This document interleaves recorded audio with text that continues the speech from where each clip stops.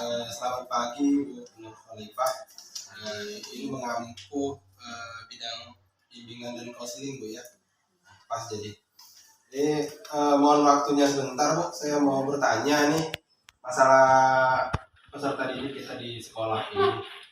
Kira-kira adakah yang siswa kita ini yang berkebutuhan khusus atau anak ABK? Kalaupun ada, gimana sih kelanjutannya itu anak yang berkebutuhan khusus itu karena sekolahnya di sekolah yang normal maksudnya kayak gitu, formal ya Kak. Kalaupun ini seumpamanya kalau memang tidak ada, pasti ada saja di sekolahan kita ini anak yang kesulitan dalam belajar, entah itu karena malas atau karena memang ada faktor-faktor yang dari luar yang diterima oleh mereka itu. Nah, kira-kira dari bimbingan Ibu bagaimana menyiasati atau menyikapi dari peserta didik kita yang seperti itu? Mohon jawabannya. Terima kasih Pak atas kunjungannya ke ruangan kami. Sebelumnya memang saya adalah guru bimbingan konseling di sekolah kita, satu-satunya karena memang baru ada saya, dan insya Allah ini mengampu dari kelas 7 sampai dengan kelas 9. Sejauh ini kalau untuk akhir-akhir sekarang ini Pak ya, untuk anak berkebutuhan khusus baik fisik maupun secara mental atau secara psikisnya sepertinya tidak ada. Tapi untuk permasalahan keterlambatan belajar yang mungkin tidak mengarah ke imbesil, idiot seperti itu ya Pak ya, atau anak yang fisik kakinya mungkin ini cacat atau gimana, ini memang tidak ada. Tapi untuk keterlambatan anak belajar tentunya ada ya, walaupun hanya berapa persen di sekolah kita, yang ini merupakan PR untuk kita semua, bukan cuma untuk saya tapi juga untuk guru-guru dan sekolah. Sejauh ini yang bisa dilihat untuk kelas 7, 8, 9 tuh setiap kelas biasanya ada walaupun hanya satu anak. Keterlambatan belajar mungkin ya membaca, kalau untuk tingkat SMP seharusnya membaca itu kan sudah mahir lah ya. Tapi dalam kasus-kasus tertentu di sekolah kita masih ada yang membaca masih kurang lancar atau berhitung masih kurang mahir gitu.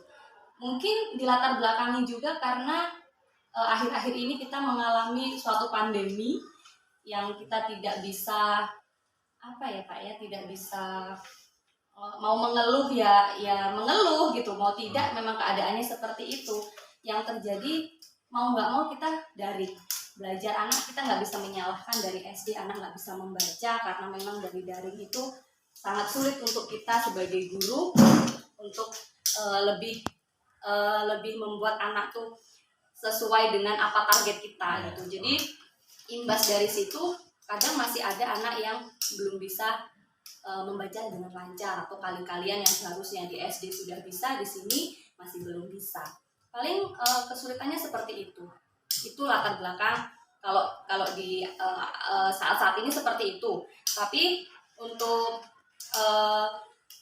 tahun-tahun sebelum pandemi itu biasanya anak kalau yang sudah sudah saya panggil di sini Pak, anak yang kekurangan maksudnya yang ada keterlambatan belajar atau kesulitan belajar itu biasanya memang anaknya di rumah kurang termotivasi mungkin Pak untuk belajar.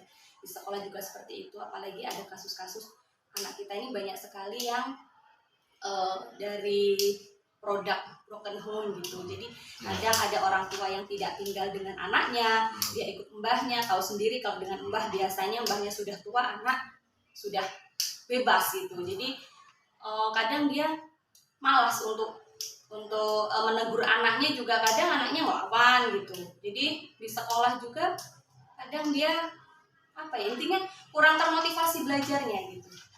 Kemudian ada juga permasalahannya dari dia sudah merasa belajar itu, ini enggak semua sih Pak ya, ini ada beberapa kasus seperti itu yang dia merasa belajar itu untuk saat ini enggak penting lah Bu, nanti juga lulus gitu kan. Kadang anak masih punya prinsip seperti itu meskipun tidak semua. Itu contoh. contoh dari kasus yang ada selama ini. Itu kesulitan belajar. Jadi intinya di individu itu sendiri memang kadang motivasinya masih kurang. Kemudian pertanyaan kedua ini Bu, Ya. masalah relasi. Terkadang sekarang ini kan karakter siswa kita ini makin lama makin banyak variasinya, terutama di sekolah. Di sekolah itu terkadang kalau dia memang dia bersekolah di tempat yang sama dengan ketemu dengan guru-guru yang banyak yang sama juga, cuma terkadang siswa ini, peserta didik kita ini menganggap si guru ini yang dikatakan guru itu yang mengajar di kelas, yang mengajar di kelasnya. Jadi kalaupun ketemu dengan guru yang lain ya cuek-cuek aja. Gitu. Itu faktor apa sih yang menyebabkan hal tersebut kok bisa berkembang kayak gitu? Terkadang ya terkadang kita sudah sampaikan yang namanya guru ya di sekolah ini, gurunya di sini berarti itu guru kita semua kayak gitu, artinya. Tapi ya tetap aja kayak gitu. Bagaimana gitu? Fenomena seperti itu. Hal seperti itu memang sering terjadi. Kadang anak disuruh saja dipanggil atau disuruh dengan guru yang tidak, kata bapak tadi, tidak mengajar di kelasnya, itu kadang nggak mau. Itu bukan guru saya katanya. Itu sepertinya kalau di ini ya Pak, diidentifikasi gitu ya. Pernah saya memanggil anak yang model seperti itu, ya dia memang merasa tidak kenal gitu. Memang PR kita adalah menanamkan pada diri anak rasa hormat dengan semua guru, dengan orang yang lebih tua. Jadi kadang mereka itu tahunya di sekolah ya cuma belajar. Kadang kita mau memberikan pendidikan karakter seperti Bapak katakan tadi itu ya memang perlu tahapan Pak gitu. Jadi ya untuk sementara ini memang kita sudah bukan cuma guru BK tapi semua guru insya Allah sudah memberikan wejangan lah di kelas itu. Kita tetap menyelipkan tentang tata krama kepada semua orang, semua warga yang ada di sekolah maupun yang ada di luar sekolah. Itu biasanya ya penyebabnya ya ketidaktahuan anak atau kecuekan anak itu sendiri, yang benar kata Bapak tadi, dia merasa yang dihormati itu adalah guru yang mengajar di kelas. Betul sekali Bu. Kurang lebih seperti itu. Kemudian ada faktor dari sekolah sendiri kan, faktor yang mempengaruhi hal tersebut, umpamanya misalnya